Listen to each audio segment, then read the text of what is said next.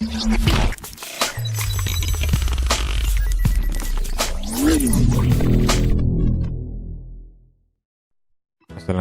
warahmatullahi wabarakatuh.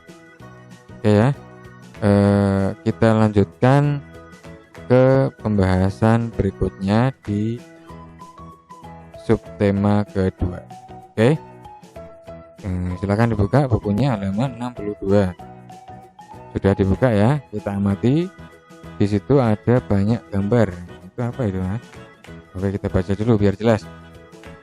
Udin dan keluarga melakukan kerja bakti di rumah. Teman-teman Udin juga ikut membantu. Mereka membersihkan perabot rumah tangga. Perabot yang bersih akan tahan lama. Nah, ini tadi Udin dan keluarganya sedang bekerja bakti. Ya, mereka bekerja bakti membersihkan rumah ya, terutama membersihkan perabot-perabot yang sudah banyak debunya, karena kalau banyak debu bisa rusak atau mungkin kotor ya, hilang ya, kalau susah dihilangkan kalau sudah debunya bertahun-tahun ya, di situ nggak dibersihkan. Oke, kita amati ada teks percakapan. Nah, itu ada teks percakapan antara masing-masing keluarganya Udin. Nah, teks percakapan berikut dibaca, silakan dibaca dengan nyaring. Ya, ingat ya, membaca nyaring itu bagaimana? Berarti suaranya harus keras, terdengar jelas, lafalnya ya, intonasinya jelas. Nah, terus ekspresinya membaca. Nah, kita baca dulu. Mulai dari mana ini kira-kira?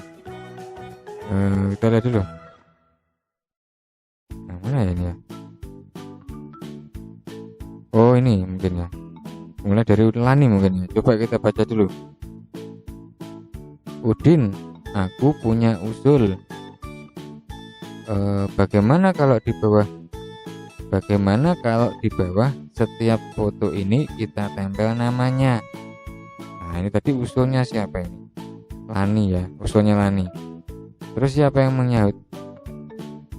Edo mungkin ya. Ini ide bagus, fotonya pasti lebih menarik. Nah, betul berarti. Orang juga pasti langsung tahu dengan nama anggota keluargaku.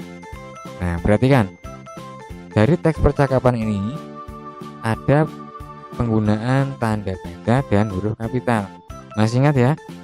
Huruf kapital itu untuk awal kalimat, untuk huruf nama orang, nama jalan, dan ada tanda baca, ada titik dan koma ya.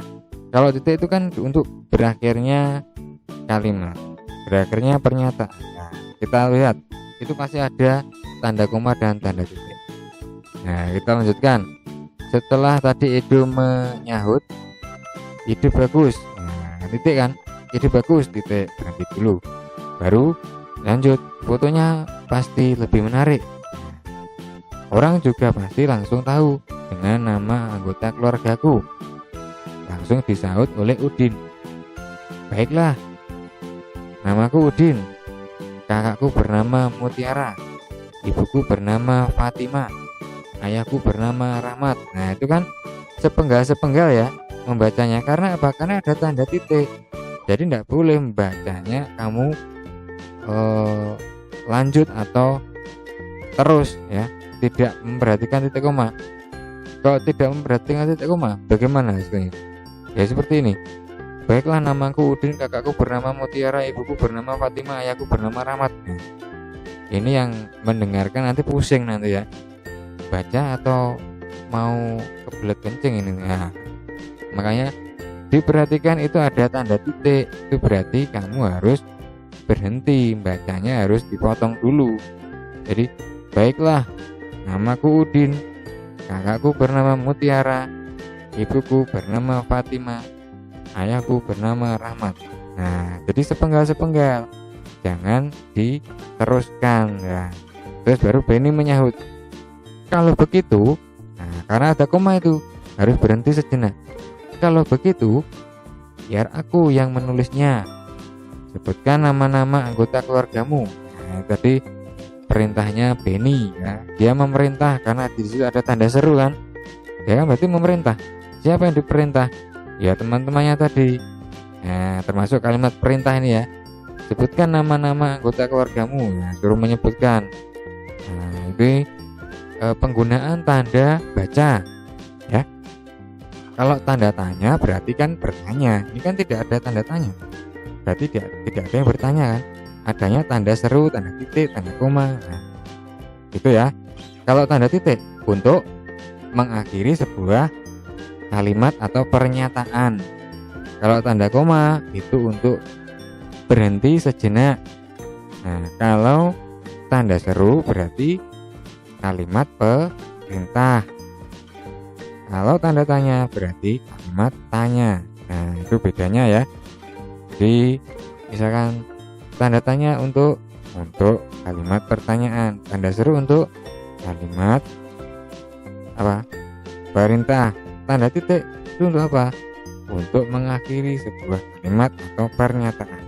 Nah, ini tadi bedanya ya. Masih ingat ya, sebelumnya kan sudah pernah. Oke, kita lanjutkan dulu. Apa yang dilakukan Udin dan teman-teman tadi? Apa tadi? Ya, mereka sedang bekerja bakti. Ya, bekerja bakti bersama.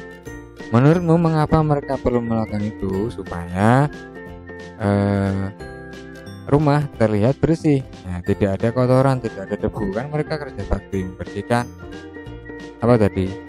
Ya, benda-benda yang ada di rumah. Nah, kita baca. Tentu kamu masih ingat dengan penggunaan huruf kapital, bukan? Nah, masih ya. Huruf kapital digunakan untuk penulisan setiap awal kata nama orang. Perhatikan kalimat-kalimat berikut dengan teliti. Nah, lihat itu ada 4 kalimat. Yang pertama, namaku Udin. Kakakku bernama Mutiara. Ibuku bernama Fatima. Ayahku bernama Rahmat. Nah, itu tadi 4 kalimat tadi ada tanda baca, ada apa? Penggunaan huruf kapital yang tepat. Ya, jadi seperti awal kalimat dan nama orang. Udin kan nama orang, makanya pakai huruf kapital. Kakakku kayaknya pakai huruf kapital. Kenapa? Karena di awal kalimat. Mutiara pakai huruf kapital. Kenapa? Karena dia nama orang. Ya, ibuku juga pakai kapital. Kenapa? Karena dia di awal kalimat. Nah, dia bedanya masih ingat ya. Nah, kita diulang-ulang beberapa kali masa lupa ya. Ya, kita berlatih dulu. Ayo berlatih. Kerjakan latihan berikut. Nah, kerjakan latihan berikut ini. Kerjakan latihan mengikuti petunjuk berikut. Nah, petunjuknya di mana? Ya, ini dibaca dulu. Lengkapilah kalimat berikut dengan nama anggota keluargamu. Ya, berarti yang kamu tulis adalah anggota keluargamu ya. Aku bernama siapa? Ayahku bernama siapa? Ibuku bernama siapa? Itu ya. Nah, masa nama ayahnya nggak tahu? Ya tanya dong ya. Kakakku bernama siapa? Pak enggak punya kakak itu, Pak. Wes sembarang wes. Pokoknya kakak dari siapa mungkin ya, kamu tulis di sini, bebas lah kalau nggak punya kakak. Adikku bernama siapa? Nah, punya adik enggak? Kalau nggak punya ya silahkan tulis bebas saja. Yang penting diisi ya di sini. Boleh langsung di sini diisi nggak apa ini? Atau kamu salin juga boleh. Ya ingat, penggunaan huruf kapital harus diperhatikan. Jika itu nama orang, ya berarti harus pakai kapital. Ya, oke ya. Kita next. Nah, setelah ditulis tadi, tukarkan hasil kerjamu dengan teman. Apa yang mau ditukar di rumah ya? Karena dikerjakan di rumah tidak usah ditukar. Periksalah hasil kerja temanmu. Tidak usah diperiksa. Siapa yang mau diperiksa? Setelah diperiksa, kembalikan hasil kerja temanmu. Ya, jangan diperiksa sendiri. Nah, oke. Periksa sendiri, diperbaiki sendiri ya, dah. Nah, kalau sudah, sudah betul. Nah, difoto, jangan lupa difoto sebagai bukti kamu sudah mengerjakan. Oke, kalau sudah kita lanjutkan bawahnya. Ayo mengamati. Nah, kita amati. Ada apa di situ? Amati dan bacalah teks berikut dengan lafal dan intonasi yang tepat. Nah, ini berarti tugasnya membaca. Karena tadi sebelumnya kan belum ada tugas membaca ya. Ini tugasnya kali ini membaca. Silakan dibaca dan direkam. Kamu membaca direkam ya. Boleh pakai suara, boleh lah. Suara saja juga boleh, tapi lebih bagus pakai yang ada gambarnya. Biar tahu, oh ternyata yang baca Reza. Oh yang baca Vino ya, biar tahu. Tidak hanya suaranya ya. Nah, dibaca dengan lafal dan intonasi. Ingat lafal dan intonasi ya. Lafal itu apa? Pengucapan bunyi bahasa. Kalau berbunyi O ya harus O, berbunyi A harus A, itu namanya lafal. Kalau intonasi adalah naik turunnya suara, keras atau pendek, panjang suaranya. Oh, suaramu terdengar dari rumah tetanggamu yang ada di belakang sana, berarti keras sekali, itu namanya intonasinya ya. Nah, mana baca enggak ini? Oh, saya baca dulu ya, biar nanti kamu bacanya jelas ya. Aku dan keluarga kerja bakti bersama. Aku juga dibantu oleh teman-teman. Kami membersihkan perabot rumah tangga. Perabot rumah tangga yang bersih menjadi tahan lama. Udin dan keluarga berbeda jenis kelamin dan usia. Udin dan teman-teman juga berbeda agama dan suku bangsa. Walaupun berbeda, mereka tetap kerja bakti bersama. Sikap mereka merupakan contoh perwujudan atau wujud persatuan dalam keberagaman. Nah, ini tadi salah satu contoh keberagaman ya, keberagaman untuk mempersatukan atau persatuan dalam keberagaman, terutama di sekolah ya. Ini salah satu contoh. Contohnya apa ya? Kerja bakti itu tadi. Nah, contoh lain misalkan ada yang menunjukkan kegiatan yang menunjukkan persatuan. Nah, dalam keberagaman. Keberagaman kan beda agama, beda suku bangsa, beda daerah ya, itu namanya keberagaman.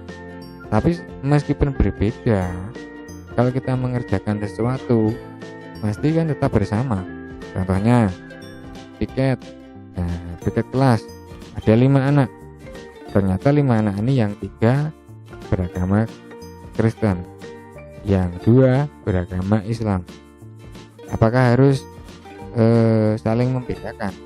Kamu Kristen, kamu nyapu di luar aja, saya dengan temanku yang agama Islam biar nyapu di dalam. Nah, tidak bisa ya, tetap harus menjaga kerukunan ya. Jadi bagaimana sikap yang baik dan benar? Jadi kita harus bekerja bakti bersama ya, tidak saling membedakan. Itu namanya menunjukkan sikap persatuan ya dalam keberagaman, terutama dalam melaksanakan kerja bakti. Nah, sekarang tugas kamu lakukan kegiatan berikut sesuai petunjuk. Nah, coba ceritakan kegiatan kerja bakti yang pernah kamu lakukan bersama teman. Nah, kamu berarti membuat ceritakan. Nah, tulis dulu ya, ditulis dulu ceritanya. Oh, dulu aku pernah kerja bakti di sekolah. Nah, itu kamu tulis ya. Nah, ceritakan yang berhubungan dengan menjaga agar perabot rumah tangga di rumahmu lebih tahan lama. Nah, karena di sini sudah ada ketentuannya. Jadi ceritanya itu harus berhubungan dengan menjaga agar perabot rumah tangga di rumahmu lebih tahan lama. Nah, Pak, saya tidak pernah punya pengalaman ini. Gimana Pak ini? Nah, berarti kamu harus mengarang sendiri. Jadi kamu karang sendiri, membuat karangan. Kalau kamu punya pengalaman dengan temanmu, ya itu kamu tulis. Kalau tidak punya pengalaman sama sekali, saya tidak pernah punya pengalaman bekerja bakti dengan teman, berarti kamu karang sendiri. Nah, ceritakan dengan bahasa yang santun. Bahasa yang santun itu yang bagaimana? Menggunakan bahasa Indonesia yang baik dan benar, ya. Jadi yang baik dan benar itu menurut aturan penggunaan bahasa Indonesia, ya. Nah, sudah paham ya maksudnya. Nah, itu kamu ditulis dulu baru dibaca, ya. Itu membuat cerita. Oke. Kalau sudah, kita lihat bawahnya. Sedang apa itu gambarnya itu? Sepertinya sedang menggeser meja ya. Oh ya, ini kita baca dulu. Ada teks percakapan. Oh sebentar. Tunggu bentar. Sebelum kita baca, perhatikan di situ ada jam dinding, ya. Kira-kira menunjukkan pukul berapa itu jam dindingnya itu? Ya, jam 6. Loh, kok jam 6? Bukannya jam 18. Nah, ini bisa jam 18, bisa juga jam 6, ya. Karena di situ tidak ada yang menunjukkan ini jam 18 atau jam 6 ini. Ya, kemungkinan bisa jam 6, kemungkinan bisa jam 18. Kalau jam 6 berarti kan pagi. Kalau jam 18 berarti kan sudah malam, sore menjelang malam itu ya. Jadi sehabis maghrib itu kan jam 18.00. Nah, kita baca. Hati-hati ya nak, jangan sampai terjatuh. Kalau terjatuh bisa terluka, jam dindingnya pun bisa pecah. Nah, ini ayah sedang menasihati supaya berhati-hati. Jadi ini menjaga keselamatan, ya. Jadi menjaga keselamatan yang diberitahukan ayah tadi, ya, nasihat ayah tadi untuk menjaga keselamatan tadi itu berguna. Kenapa? Ya karena kalau tidak hati-hati kita bisa mungkin terjepit, kakinya terjepit, nah cedera, ya, itu kan bahaya. Terus apalagi terjatuh, apanya yang terjatuh? Jam dinding misalkan terjatuh, nah rugi juga kan, jam dindingnya mahal-mahal, jatuh pecah. Nah, itu juga termasuk salah satu menjaga keselamatan. Kalau pecah bisa kena kaki nanti, ya, cedera lagi. Makanya menjaga keselamatan itu sangat penting, terutama di rumah. Nah, Udin menyahutnya, ya, saya akan berhati-hati, pegang mejanya yang kuat ya. Nah, itu tadi Udin yang menyahut atau menjawab dari nasihat ayah tadi. Nah, ini kita naik dulu. Ayah Udin dan teman-teman memindahkan meja. Ada yang menarik, ada juga yang mendorong. Nah, ada yang menarik, ada yang mendorong. Nah, jadi siapa yang menarik, siapa yang mendorongnya tadi? Mungkin temannya Udin atau mungkin ayah yang mendorong. Nah, Udin dan teman-teman tadi saling mendorong, saling menarik. Apa? Meja yang ditarik didorong. Menarik dan mendorong itu dapat dilakukan dalam kegiatan bermain juga. Nah, perhatikan gambar berikut. Nah, ini lihat. Sedang melakukan permainan mendorong dan menarik. Kalau mendorong berarti sekuat tenaga mendorong dengan tangan. Siapa yang didorong? Ya, temanmu yang jadi lawan, ya. Atau menarik. Nah, berarti saling tarik menarik. Siapa yang lebih kuat menarik? Nah, tahukah kamu cara melakukan kegiatan bermain di atas? Nah, ini ada tata caranya. Ya. Bentuklah tempat tentukan tempat yang aman. Nah, kenapa kok harus menentukan tempat yang aman? Karena kalau saat menarik terus kamu terjatuh, tidak sengaja di bawahmu itu ada pecahan kaca, nah kena itu nanti bisa terluka, tergores, ya. Maka dari itu ini tadi yang pertama itu tentukan tempat yang aman, berarti yang bersih dari kotoran yang membahayakan. Nah, kamu dapat bermain di halaman rumah mungkin. Terus berdiri berpasangan ya, karena gambarnya kan berpasangan, berarti bermain ini dilakukan secara berpasangan bersama temanmu. Angkat kedua tangan lurus ke depan, nah terus pegang tangan temanmu dan mulai saling tarik menarik. Nah berarti kedua tangan saling memegang, terus saling tarik menarik. Dengarkan aba-aba ya, atau orang yang ada di dekatmu yang menjadi wasit, beri aba-aba. Nah tarik tangan temanmu dengan sekuat tenaga ya, berarti kamu harus menarik. Siapa yang berhasil menarik teman, dialah yang pemenangnya ya. Lakukan 2 kali dengan posisi tempat berdiri. Ganti posisi maksudnya. Misalkan kamu di kiri, nah ternyata kamu kalah, nah berarti 1-0 ya, kamu kalah 1-0.